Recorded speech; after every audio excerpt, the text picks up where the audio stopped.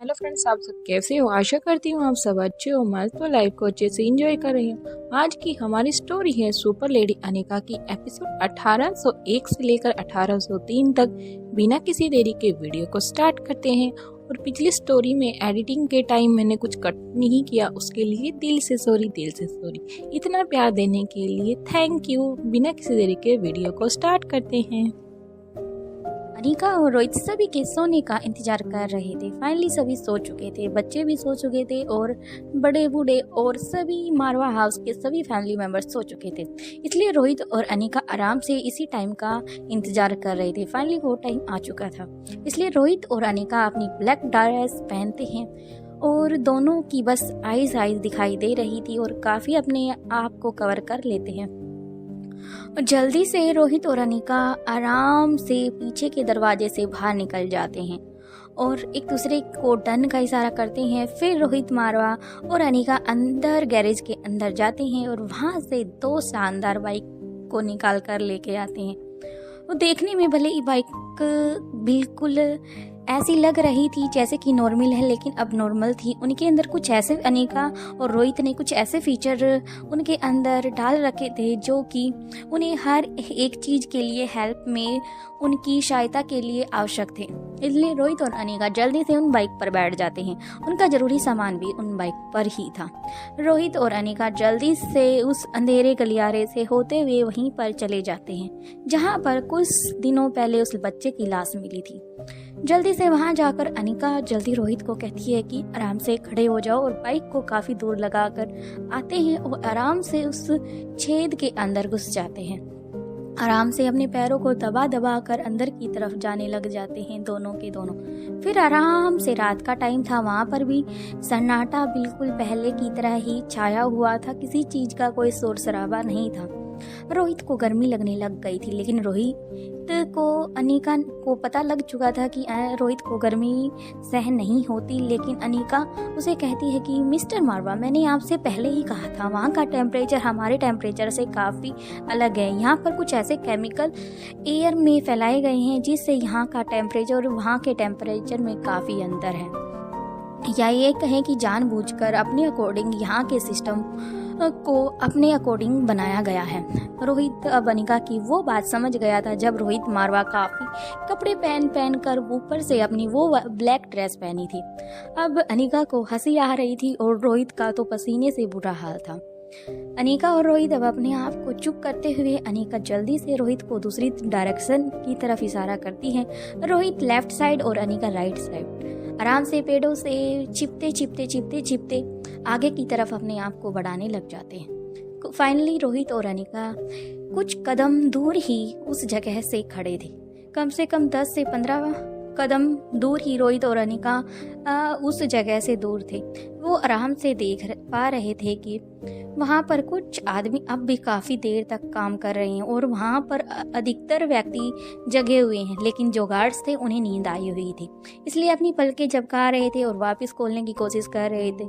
अनिका और रोहित दोनों ही अपने तालमेल से पैरों के कदम को एक साथ आगे की तरफ उठाते और फिर आराम से दूसरे पैर को वापस रखते। कदमों का तालमेल दोनों मिलाकर ही अपना काम कर रहे थे।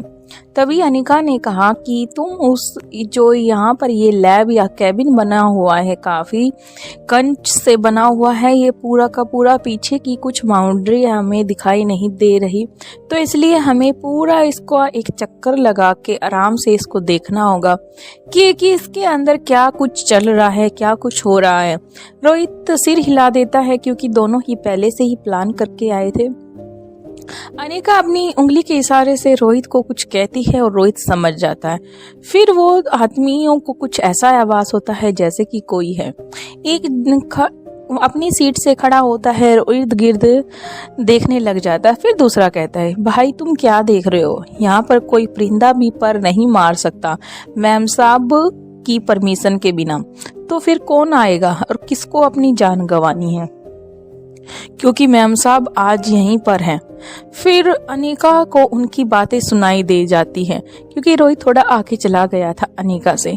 अनिका भी वापस आगे की तरफ बढ़ जाती है और अनिका के दिमाग में और कोई नहीं बल्कि दमयंती ही आई जा रही थी, क्योंकि मेम साहब, उन आदमियों ने मेम साहब का नाम लिया था। इसलिए कहीं ना कहीं अनिका को लग रहा था चाहे वो लच्छा हो या फिर दमयंती हो, इनमें से ही कोई ना कोई वो औरत है। इसलिए अनिका अपने कदम आगे की तरफ बढ़ा रही थी और दोनों काफ़ी सावधानी से अपने कदम आगे की तरफ कर रहे थे। अनिका और रोहित दोनों ही एक दूसरे को दूर से, कांच काफ़ी पारदर्शी था, बिल्कुल साफ था, तो एक दूसरे को देख पा रहे थे। आगे की तरफ अनिका देखती है कि कुछ बच्चों को काफ़ी पकड़ कर बांध कर रखा हुआ है, तो कुछ को आराम से किसी लैब के अंदर आराम से उनको टेबल और चेयर और बेड पर लिटाया और बिठाया गया है, क्योंकि सभी बच्चों को अलग से हर एक बेड और हर एक चेयर पर उनको बिठाया गया है और लेटाया गया है।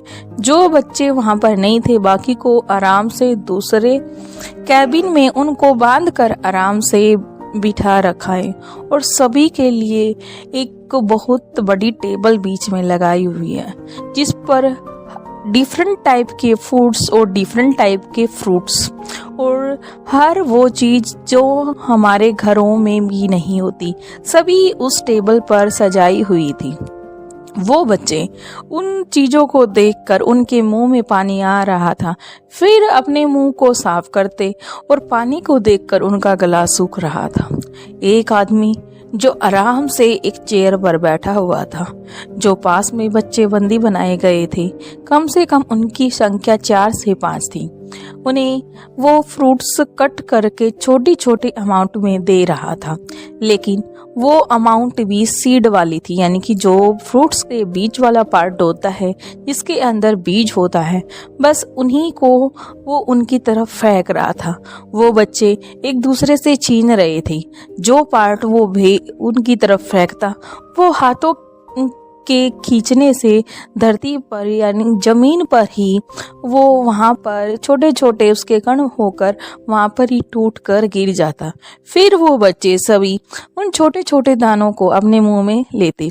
अनिका को ये देखकर इतनी दया आई कि अनिका का दिल कर रहा था अभी इसके अंदर जाकर और उसके मुंह पर एक जोरदार तमाचा जड़ूं और इन बच्चों को यहाँ से छुड़वा लो।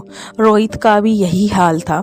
रोहित को अपने बच्चों का भी ख्याल आ रहा था, क्योंकि रोहित भी एक बाप था और कहीं ना कहीं इन बच्चों के पेरेंट्स भी काफ़ी परेशान हो रहे होंगे क्योंकि इनके बच्चे लापता है। ऊपर से इन बच्चों की ऐसी कंडीशन देखकर तो रोहित भी हक्का बक्का रह गया। अनिका और रोहित आराम से वो सीन देख रहे थे क्योंकि आज वो बस यहाँ की ऑब्जर्वेशन करने के लिए आए थे।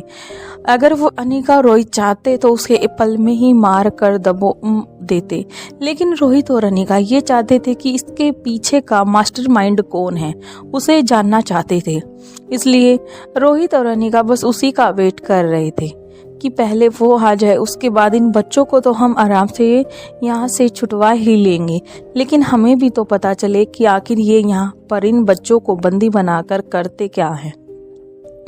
क्योंकि जब तक हम तहकीकात के करने के बाद उनके अंजाम तक नहीं पहुँचते, उससे पहले हम कुछ भी डिसीजन नहीं ले पाएंगे और नहीं ले सकते। तभी रोहित और अनिका आराम से वहाँ पर ही खड़े रहते हैं और आराम से देखते रहते हैं। फिर वो व्यक्ति पानी पीता है और मुंह में लेता है और मुंह लेने के बाद कुछ टाइम बाद उसे उलेट देता है नीचे की तरफ। वे बच्चे वापिस अपने नीचे की तरफ मुंह से अपने लिप्स से उस पानी को चूसने का काम कर रहे थे जो कि जमीन पर पड़ा हुआ था। ये देखकर तो रोहित ने एक जोरदार अपना पंच बनाया और उस पेड़ की छाल पर मार दिया। रोहित का भार इतना हैवी था कि उस पेड़ पर जितने भी पत्ते लगे हुए थे काफी हिलकर नीचे की तरफ गिरने लग गए। तभी आसपास के जितने भी सिक्योरिटी थी उन्हें काफ़ी रोंग यानी कि गलत आवाज़ हुआ, तो जल्दी से उस तरफ जाने लग गए। अनिका ने रोहित को कहा कि रोहित तुम पीछे की तरफ चले जाओ। अनिका भी पीछे की तरफ चली गई और काफ़ी दूर दोनों एक दूसरे को मिलने की कोशिश कर रहे थे, क्योंकि रोहित नहीं चाहता कि अनिका का प्लान खराब हो, क्योंकि अनिका ने उसे पहले ही कहा था कि रोहित मैं तुम्हें बस यही हिदायत दूंगी, जब तक मैं तुम्हें कुछ ना कहूँ तब तक तुम वार तक नहीं कर सकते। अनिका की फरमाइश थी और अनिका का फरमान था, रोहित को तो मानना ही था।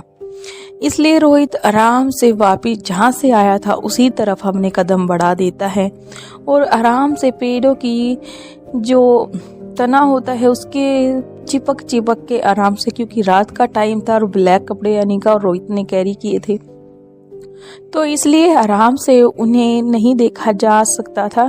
इसलिए दोनों आराम से वापिस, जब उन्हें काफ़ी खतरे का आभास होता तो दोनों आपस एक दूसरे को इशारा करते और पत्तों के नीचे ही छुप जाते। ऐसे करके वो वापिस उसी दरवाजे की तरफ आ जाते हैं और उस जो वहाँ से लकड़ी का एक होल सा था उसको वहाँ से उठाते हैं और बाहर की तरफ आ जाते हैं, वापस उसी होल को वापस बंद कर देते हैं। और फिर रोहित और अनिका को सांस लेने में काफ़ी प्रॉब्लम हो रही थी और जोर जोर से हाँफने लग जाते हैं। रोहित का तो बुरा हाल था, लेकिन अनिका अपने आप को कंट्रोल कर पा रही थी। अनिका जल्दी से जाती है और अपनी बाइक में से एक पानी की बोतल लेकर आती है और रोहित को पानी ऑफर करती है। रोहित झट से पानी पी जाता है और फिर एक लंबी सांस लेकर छोड़ता है। अब अनिका उसकी कमर पे आराम से थपकी लगा रही थी, ऊपर से नीचे की तरफ हाथ से उसकी कमर को पीठ को मल रही थी।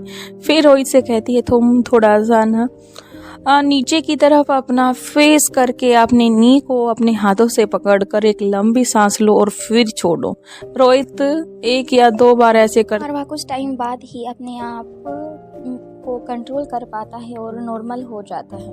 अनिका और रोहित वहाँ पर आराम से बैठकर उसी बारे में सोच रहे थे जो अभी उन्होंने वो मंजर देखा था। अनिका ने कहा कि रोहित कि तुम्हें क्या ज़रूरत थी वो सब करने की। रोहित ने कहा कि मैं अपने आप को कंट्रोल नहीं कर पा रहा था, इसलिए मैंने अपना गुस्सा उस पेड़ की छाल पर निकाल दिया। अनिका ने कहा कि देखा ना फिर क्या हुआ, हमें बाहर आना पड़ा, नहीं तो आज हम उस दीदी यानी कि जो भी उनकी दीदी थी उससे को देख ही पाते और उसके बाद जो हमें करना था वो हम कर लेते, लेकिन ऐसा नहीं हुआ।